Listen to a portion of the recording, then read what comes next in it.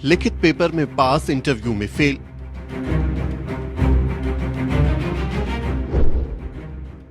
जज बनते बनते रह गए बहुजन बेटी बेटियां। ये हैं आदिवासी कैंडिडेट महिमा देवड़ा। महिमा को अगर इंटरव्यू में सिर्फ 1.5 नंबर और मिल जाता तो ये मध्य प्रदेश में सिविल जज बन जाती। और ये हैं राहुल अहिरवार।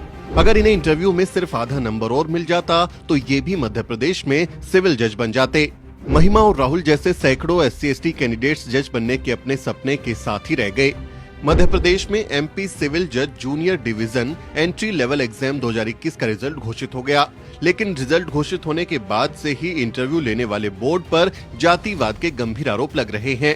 आरोप है कि इंटरव्यू लेने वालों ने जानबूझकर दलित, आदिवासी और OBC बैकग्राउंड से आने वाले कैंडिडेट्स को कम नंबर दिए ताकि वो सेलेक्ट ना हो सके।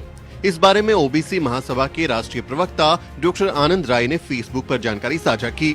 उन्होंने आरोप लगाया कि MP सिविल जज junior division entry level exam में बहुजनों की हकमारी हुई है। डॉक्टर आनंद राय ने महिमा देवड़ा की तस्वीर और रिजल्ट साझा करते हुए लिखा, ये बहन बाजना जिला रतलाम की है, पिछले 7-8 साल से तैयारी कर रही है। आदिवासी वर्ग से सिविल जज एस्पिरेंट महिमा है। थ्योरी में 180 मार्क्स चाहिए थे, इनके 192 हैं। इंटरव्यू में भी 20 नंबर चाहिए थे, इन्हें सिर्फ 18.5 नंबर ही मिले।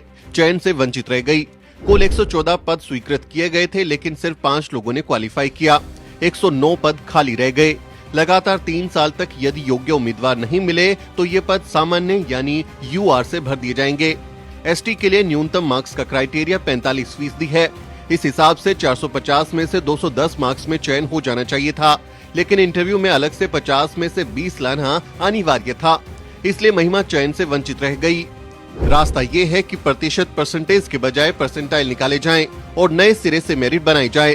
थ्योरी प्लस इंटरव्यू के एग्रीगेट मार्क्स के आधार पर मेरिट बने।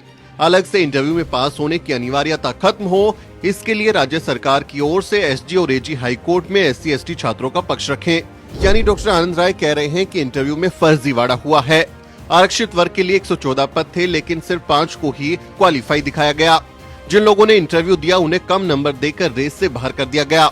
डॉक्टर राय का कहना है कि इसी तरह से 3 साल तक इन आरक्षित पदों को नॉट फाउंड सूटेबल कहकर खाली छोड़ा जाता रहेगा और फिर इन्हें अनारक्षित कहकर सवर्णों को दे दिया जाएगा।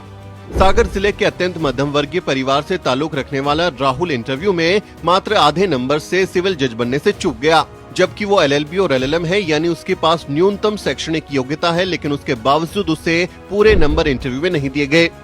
भारत में अक्सर सरनेम देखकर जाति का पता लगा लिया जाता है। इंटरव्यू लेने वाले शख्स के पास तो वैसे भी पहले से ही लिस्ट होती है जिसमें कैंडिडेट की जाति का भी जिक्र होता है। अक्सर ये आरोप लगते रहे हैं कि इंटरव्यू लेने वाला पैनल सवर्णों से भरा होता है और वो जानबूझकर दलित, आदिवासी और OBC बैकग्राउंड के कैंडिडेट को कम नंबर देकर रेस से बाहर कर देता है।